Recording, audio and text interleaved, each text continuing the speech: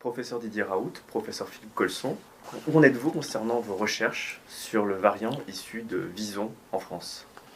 Donc, très bien, Philippe Colson va vous expliquer tous les travaux qu'il a fait dessus, mais globalement, vous vous rappelez, en juillet-août, on commence à alerter, quand on commence à avoir une réaugmentation des cas, sur l'apparition d'un nouveau variant ou d'un nouveau mutant, avec des gens qui ont des réactions trop rapides compte tenu de leur état de connaissance, plutôt que de regarder les choses paisiblement, et on va voir exploser ce variant, euh, y compris il n'était pas dans les données jusqu'à récemment de l'OMS, mais sur maintenant on peut vraiment clarifier la situation, et Philippe Colson va vous la clarifier. Voilà, donc effectivement, en l'été dernier, donc on a vu apparaître un certain nombre de variants, notamment celui qui est devenu prédominant donc dans la région de Marseille à partir d'août 2020 et qui est resté le variant prédominant chez nous jusqu'à à peu près février-mars 2021. Donc ce variant, il avait un grand nombre de mutations par rapport aux autres virus qui avaient été décrits, et donc il a augmenté de façon spectaculaire à partir d'août, et donc on a eu un nombre de cas extrêmement important, de plusieurs milliers de cas avec plusieurs milliers de génomes qui ont été obtenus pour ce variant Marseille 4. Alors l'origine de ce variant Marseille 4, donc on avait posé l'hypothèse que ce variant avait pour origine les visons, et effectivement donc et qu'il est né en France. C'est le variant Made in France. C'est une des raisons pour lesquelles il a mis si longtemps à être reconnu ailleurs. Les premières séquences qui ont été faites de ce variant ont été retrouvées en France. Et donc c'est ce qu'on voit sur ce tableau. Et bien entendu, ça a atteint toute la France. Et ça a atteint d'autres pays d'Europe, mais pas avec une dimension aussi spectaculaire qu'en France. C'est ce qu'on voit sur... ça, c'est le Marseille 4, celui dont on parle. Vous voyez, il commence ici, ça, c'est la France. Et vous voyez qu'il est né en France et qu'il va sévir en France plus que n'importe où ailleurs. Voilà, et donc on a ce qui a été relargué, donc mi-mars, c'est une séquence de Vison, le seul génome qui a été disponible pour un élevage de Vison en France, et il s'avère que cette séquence de Vison qui a été obtenue à partir d'un Vison prélevé en pratique mi-novembre 2020 était un génome de Marseille 4. Et donc, ce qui a permis de consolider notre hypothèse de l'origine du Vison pour ce variant Marseille 4. Vous voyez sur ce tableau, tous ces éléments montrent l'énorme variabilité de ce virus chez les visons, qui explique que cette maladie est une zoonose. Et vous avez typiquement ce qui s'est passé ici. C'est pas un rebond de la maladie précédente, c'est que c'est une zoonose, c'est un nouveau variant qui est venu des animaux, qui est venu des visons en l'occurrence, qui a donné une nouvelle épidémie. Ce qui amène à avoir des réflexions sur la stratégie de prévention de nouvelles épidémies en intégrant une réflexion sur les zoonoses et en étant relativement lucide sur le fait qu'il est possible qu'il soit extrêmement difficile d'éradiquer cette maladie s'il y a des foyers animaux comme il y a des foyers humains. Donc cet élément-là est un élément qui est très important, et puis il vient d'être maintenant sanctuarisé, si on dit, c'est-à-dire que tout le monde finit par être d'accord avec nous comme ça arrive un an après, c'est-à-dire que effectivement dans cet article de Nature Medicine, voilà, oui, sont cités effectivement donc les relations entre le vison et l'humain, avec des transmissions de SARS-CoV-2 de l'humain au vison et du vison à l'humain, et donc avec deux travaux qui sont cités, ceux publiés en Hollande, et puis également ceux relatifs à l'article sur le Marseille 4 que l'on a publié récemment, et qui reprenait cette hypothèse de l'origine du Marseille 4 en France et à partir du vison. C'est une équipe, il y a deux équipes qui ont sorti des papiers tout à fait extraordinaires qui sont parallèles aux nôtres dans un second temps. D'une part, l'équipe de Rotterdam, de l'Institut de virologie à Rotterdam, qui a été monté par Osterhaus et actuellement qui est dirigé par Fouchier et Marion Koopmans, et d'autre part par l'équipe de Kounine, qui est le meilleur biostatisticien, analyseur de virus sur ces différents variants. Donc on est assez conforté dans l'idée que très bien, ce qu'on avait signalé extrêmement tôt, puis publié, puisque ce papier est publié, maintenant on a mis online le papier sur tous les variants et les vagues que nous avons eues, eh bien les différents poussées épidémiques ont été liées à de l'importation ou, pour celui qui a été fait en France, il a été fait par les visants. Comment explique-t-on cette poussée épidémique, puis cette décrue de l'épidémie ?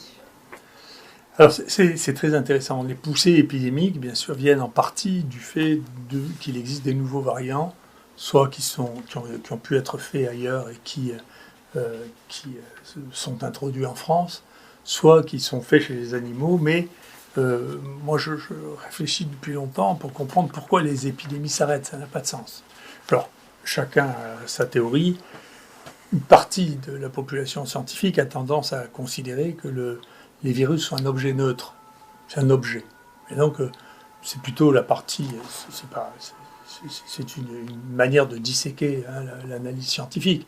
Donc, les immunologistes sont plus à penser que le virus est quelque chose de stable. Et que donc, c'est la réponse immunitaire qui détermine les choses, et en particulier que l'épidémie est modulée par l'état d'immunité de la population. Ce dont je ne suis pas sûr. Il y en a d'autres, les épidémiologistes, qui pensent aussi que les virus, c'est univoque. Et donc, c'est comme ça qu'on vous définit le R0, c'est-à-dire la transmissibilité d'un virus qui est lié à un virus ou un variant. Et je crois que ça n'est pas vrai non plus. C'est-à-dire, je pense que tous les virus, même parmi les mêmes variants, sont très différents. Et je le prouve. C'est-à-dire, sur cette image, puis je vous en montrerai d'autres, vous voyez, ça c'est le Marseille 4, c'est le Made in France. Alors, sur celui-là, on a tout, parce qu'on a le tout premier. Il a été fait ici. Donc, on a toutes les données. Est-ce que l'Indien ou l'Anglais, on a du retard, parce qu'ils ont été importés relativement tardivement. Je vous montre un exemple. Et donc là, ce que vous voyez, c'est pourquoi ça s'éteint, le Marseille 4, et pourquoi il y a deux bosses. Bien, il y a deux bosses parce qu'il y a un variant ici, un sous-variant. Donc il y a deux sous-variants épidémiques, 3 peut-être avec ce groupe-là. Vous voyez, plus il y a de barres, plus il y a eu de virus séquencés qui sont un reflet du nombre de cas qu'on a eu. Donc vous voyez, là, il y en a plein, et tous les points jaunes que vous voyez, c'est des mutations. Les virus ARN, ne croyez pas si on vous dit qu'ils ne mutent pas, c'est leur métier de muter. Ils passent leur vie à muter. Tout le temps, et tous. D'accord ? Et ce que nous, on pense à ce stade-là, c'est qu'il y a une corrélation, puis je vous montrerai d'autres exemples, entre le nombre de mutations et la baisse de l'infectivité et de la gravité. C'est-à-dire, au fur et à mesure qu'il y a de plus en plus de mutations, le virus est moins suradapté à sa cible, il ne peut pas s'empêcher de faire des mutations. Il fait des mutations tout le temps, une toutes les 2 semaines en moyenne pour ces virus-là. Et donc, quand il a accumulé un certain nombre de mutations, vous voyez, celui-là qui a accumulé un certain nombre de mutations ici, ben vous voyez que petit à petit, il y en a de moins en moins. Et vous voyez, celui-là qui a accumulé tellement de mutations, ou celui-là, eh bien, il n'arrive plus à se reproduire. Donc le nombre, la capacité de reproduction est liée au nombre de mutations qui sont apparues chez ce virus. Et vous voyez d'ailleurs, c'est ce que vous disiez, Colson, ici en plein milieu, là, vous avez la séquence quand elle a été relarguée, vous voyez, de novembre, la séquence du vison. Elle est bien au milieu de ça, donc c'est bien le vison, et ça c'est bien le virus Made in France. Et si vous regardez d'autres exemples, par exemple, ça c'est un exemple qu'on comprend à peine maintenant, hein, c'est pourquoi le Marseille 1 ne s'est pas implanté ici quand il est arrivé à peu près au même moment. Pourquoi ? Parce qu'il était en fin d'histoire.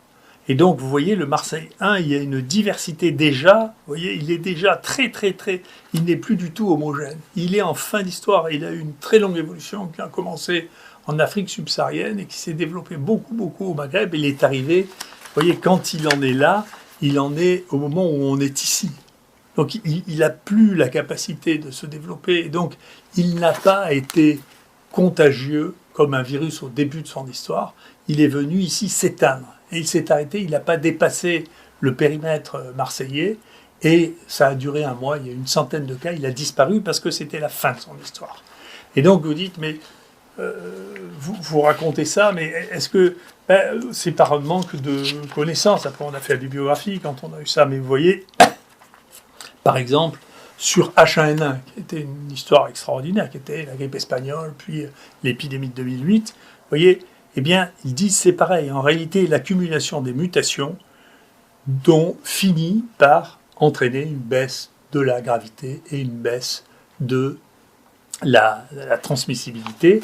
D'accord ? Et vous voyez, là, vous voyez l'accumulation des mutations au fur et à mesure, c'est la même chose que vous voyez là, et la dispersion à la fin, quand il y a trop de mutations, ça ne transmet plus. Et donc, il y a plein de points ici qui prouvent qu'il est encore très transmissible, et puis à la fin, il n'y a plus que quelques points, parce que quand il a accumulé tout ce nombre de mutations, il n'arrive plus à se développer. Vous voyez, vous pouvez faire la même chose en suivant. On a fait une centaine de génomes de rougeole pour essayer de comprendre ce qui se passait avec la rougeole. Et vous voyez, c'est pareil. Il y a une dispersion à partir de la racine unique, qui est celle qui est utilisée par les vaccins. Et donc, il est possible que parmi tous ces variants qui arrivent maintenant, qui sont partis du vaccin, eh bien, il arrive qu'il est possible qu'un certain nombre d'entre elles deviennent des virus résistants au vaccin. Vous voyez, par exemple, Ebola, c'était un mystère. Pourquoi Ebola ne s'implante jamais quand ça fait chez les hommes? Eh bien, vous voyez, regardez la dernière épidémie d'Ebola, la vitesse à laquelle les mutations s'accumulent et se dispersent. Et donc, vous n'avez plus un virus Ebola, vous avez plein de souches qui, en réalité, sont très différentes. Et donc, la capacité de ces souches à s'implanter est extrêmement faible. Et c'est la raison pour laquelle ça s'arrête. Vous voyez aussi, voilà, pourquoi un virus qui s'appelle le virus Pieds-Mains-Bouche a disparu, vous voyez. Et là, c'est dans les épidémies de virus Pieds-Mains-Bouche. Vous voyez, au fur et à mesure que les mutations s'accumulent, et ça, c'est le nombre de mutations au fur et à mesure du temps, eh bien, à chaque fois, à la fin, le virus disparaît parce qu'il y a eu trop de mutations qui se sont accumulées et que c'est comme ça que, finalement, les choses se passent, c'est-à-dire que les virus ARN qui continuent, chaque lignage qui continue à se propager, finit par accumuler tellement de mutations que, la maladie disparaît. Et donc, que va-t-il se passer pour le coronavirus ? On a deux choses qui nous paraissent intéressantes. La première, c'est celle-là. Ça, c'est tiré de toutes les séquences du monde. Et on voit ici, vous voyez, comment ça s'est arrêté. Le bleu, là, c'est l'anglais. Comment ça s'est arrêté? Ça s'est arrêté par la dispersion. On voit la raison pour laquelle ça commence à diminuer très très sérieusement les Indiens. Et donc, c'est par la dispersion, là aussi. Je crois plus à l'effet de la dispersion qu'à l'effet vaccinal. C'est l'évolution naturelle des virus ARN, c'est de disparaître. La spéciation, ça amène toujours à la disparition. C'est la nature qui est comme ça, au fur et à mesure, ceci disparaît. Et donc, en même temps, est-ce que ça, c'est lié à quelque chose dans la gravité? Vous voyez, ça, c'est les dernières données que l'on a pu avoir à Marseille. Et vous voyez que la mortalité, vous voyez, des gens qui habitent Marseille, au cours de cette épidémie, vous voyez, est beaucoup moins importante que, vous voyez, ça c'est le nombre de cas, ça c'est le nombre de morts, et vous voyez que le nombre de morts est beaucoup moins élevé que ça n'a été dans le premier épisode ou dans le deuxième épisode, vous voyez, et même déjà l'épidémie de Yucca, qu'on appelle Alpha maintenant, tuait moins, et donc nous on avait cette notion d'une baisse de la mortalité au fur et à mesure de l'apparition de ces variants.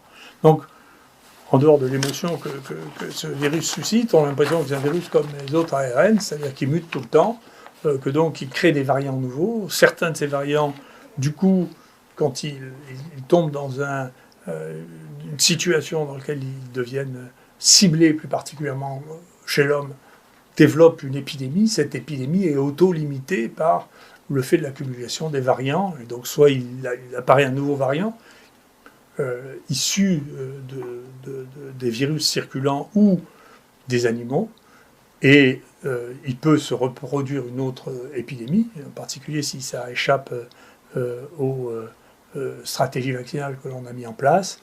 Et puis,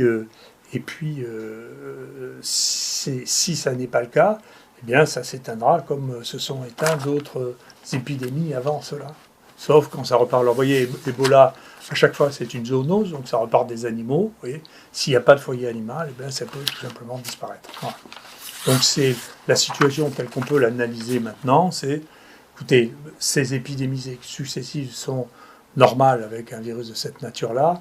Chaque virus qui crée une épidémie a tendance à disparaître à un moment par accumulation de mutations, indépendamment, je pense, de toutes les mesures que l'on peut prendre. Peut-être que le pic de la maladie est modulé par les actions sociales ou les différentes actions qu'on a.